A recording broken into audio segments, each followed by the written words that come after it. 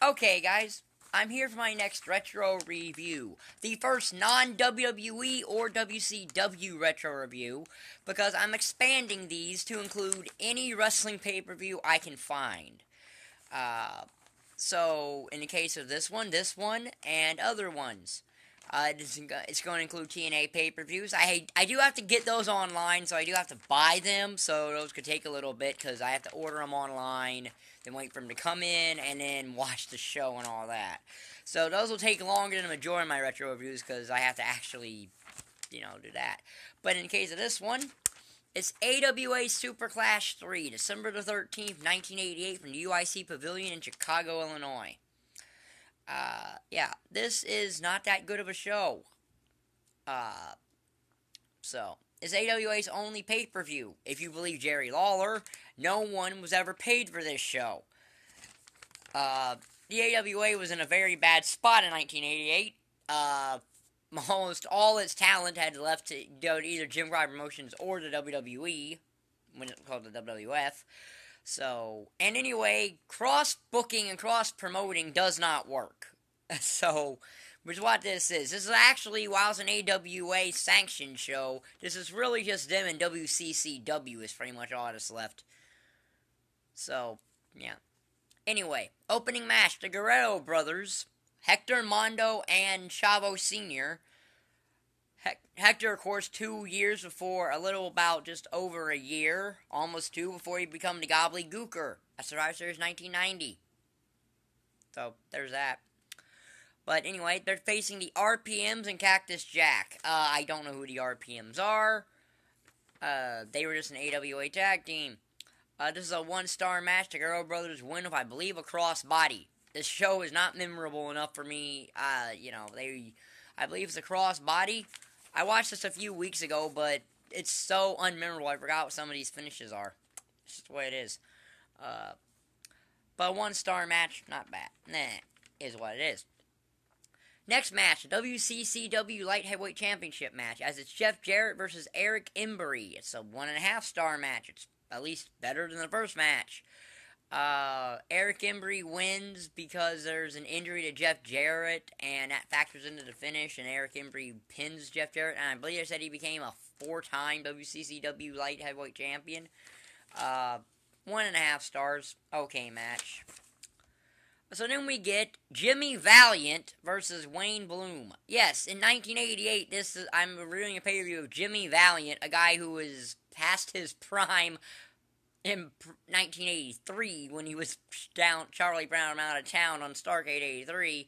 But here, well, that's 5 years later, and he whatever. And Wayne Bloom would become one of the Beverly brothers. I believe it was Blake Beverly, or Bo Beverly. I think it was Bo Beverly, and Mike Enos would become Blake Beverly. And they together, him and Enos would become Destruction Crew. Mike Enos is actually a referee on this show. There's an interesting fact. This is a 0-star match. A squash match, Jimmy Valiant wins. So then we get the WCCW Texas Heavyweight Championship match. Iceman King Parsons versus Brickhouse Brown. This is a very boring match. It's a 1-star, it's a half-a-star match, and Iceman King Parsons wins.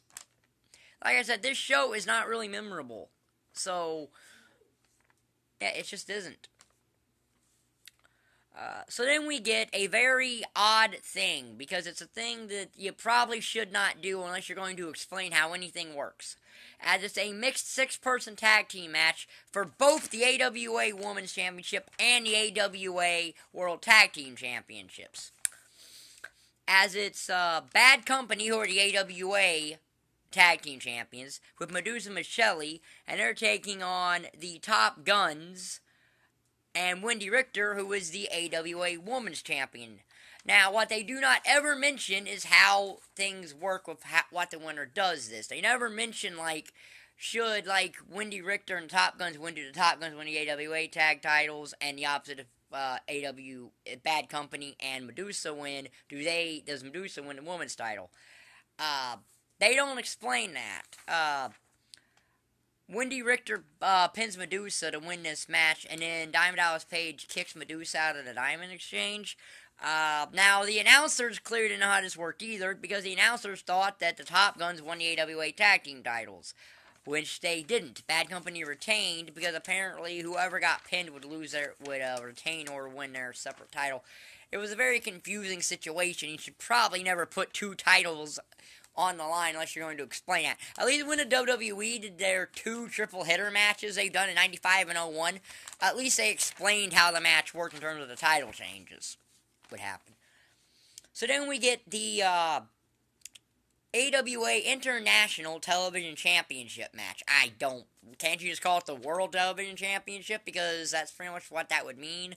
I don't know. It's Greg Gagne versus Ronnie Garvin in a one-star match where Greg Gagne wins by DQ. So then we get a lingerie street fight battle royal from the Powerful Women of Wrestling, POW. Now, first of all, I have no idea why this is a lingerie street fight and a battle royal. That's three things mixed into one stipulation.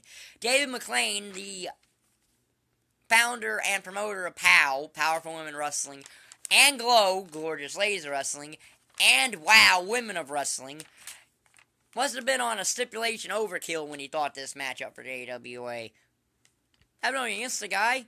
Women's wrestling's fine. Glow actually at the precursor for half of these things. But anyway, I will say this match has Luna Vachon and Ivory in it. Back when Ivory was known as Nina.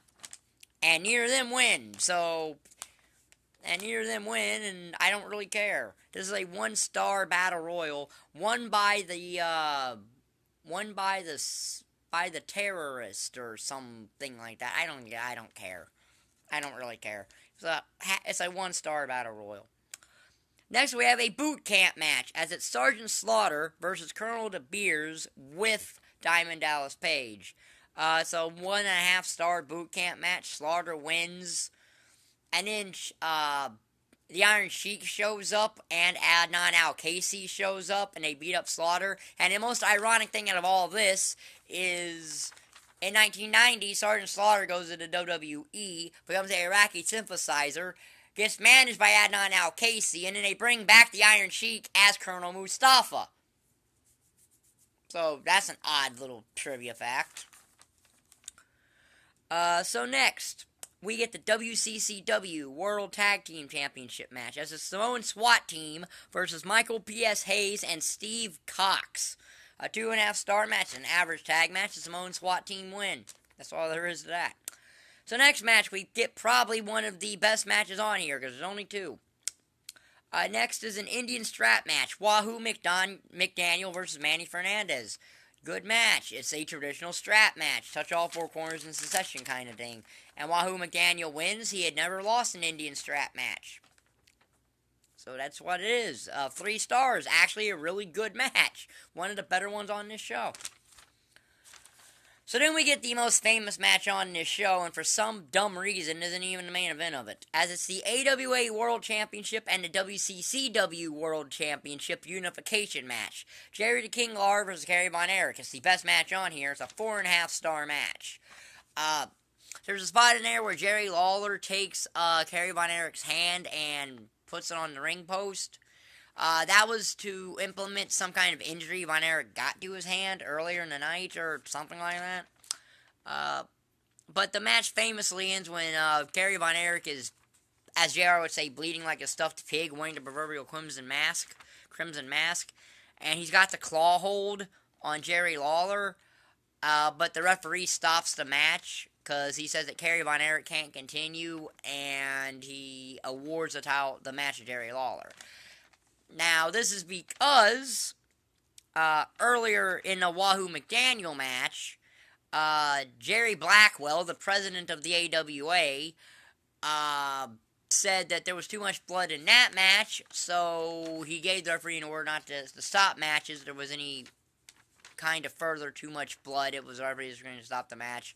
And Kerry Von Erich basically says that shouldn't have happened because you never heard of that at all, but he spent most of his career wrestling down in Texas for his daddy, so yeah, that tends to happen when you get like that, but whatever.